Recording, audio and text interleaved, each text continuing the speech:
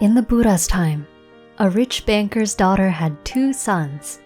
The older son was born while the mother was on the road and was named Panthaka, meaning wayfarer or traveler. Before long, she conceived again and gave birth to another son on the road. This son was also named Panthaka. To prevent confusion, the older son was named Mahapanthaka, and the younger son was named Culapanthaka. The 2 boys grew up in their rich banker grandfather's house. Their grandfather often took Mahapanthaka with him to go listen to religious sermons. Eventually, Mahapanthaka developed a desire to ordain and was given permission. Once he reached the appropriate age, he ordained and practiced the contemplative topics he was given, and eventually he became an arahant. One day, Mahapanthaka thought of his brother and went to see his grandfather. "Grandfather, if you would permit it, I will admit Culapanthaka to the order of monks." "You may do so, venerable sir." And so Culapanthaka was ordained.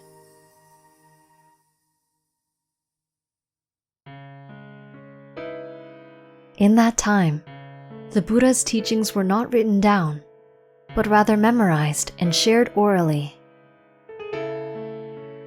However, soon after his admission to the order, Culapanthaka was found to be slow in his progress. In 4 months, he was unable to master even a single verse.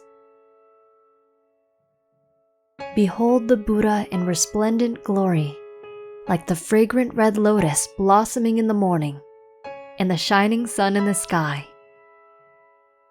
Behold the Buddha,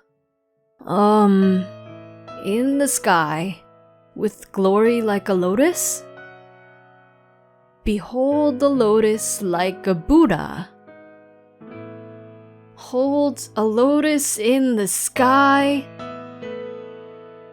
No matter how hard he tried, he could not remember a single sentence. It seemed like someone was deleting his thoughts as soon as they entered his mind. This condition was the result of past karma. In a past life, in the time of the Kassapa Buddha, Culapanthaka was a monk who was very intelligent. In that time, there was a dullard monk who was having trouble remembering and repeating his lessons. Culapanthaka made fun of him and talked about him to the other monks. The dullard monk was so embarrassed by the mockery that he gave up his lessons. Owing to the karma he created in that life, Culapanthaka was born a dullard in his present life. Every time he tried to learn something new, he would forget what he had just learned. In over 4 months, Culapanthaka was not able to remember that single verse.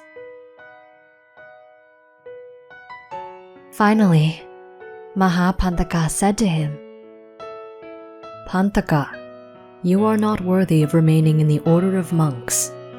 You have not even been able to master a single verse in 4 months. How will you progress in maturity as a monk? Leave this monastery." Mahapanthaka then drove him out. Even though he was a dullard, Culapanthaka had an attachment to the teachings of the Buddha. Something deep inside of him told him that this was the right path. This was the better way, that this was where he belonged. At that same time, Chiwaka, the Buddha's personal physician, wanted to invite all the monks at the monastery for a meal at his home. Mahapanthaka was in charge of assigning monks to invitations for a meal. Teacher, I would like to invite the Buddha and all the monks to my home for a meal. How many monks are living here? There are about 500 monks here. Splendid! I would like to invite the Buddha and all the monks to my home for a meal. Mahapanthaka was concerned that Chivaka would not get much merit from giving dana, charity, to a monk who had not learned anything and was not able to progress. So he said, Householder, there is a certain monk here who is a dullard and has not progressed in the Dhamma. I will invite all the monks except him. Culapanthaka heard this and thought, The elder, my brother, is accepting the invitation for all the monks, yet has purposely left me out. This deeply hurt Culapanthaka, and he took it personally. He then thought, Surely my brother is disappointed in me and has given up on me. What good is it for me to remain a monk? I should disrobe and return to a householder's life, giving charity and doing other meritorious deeds. The next morning, he set out to disrobe.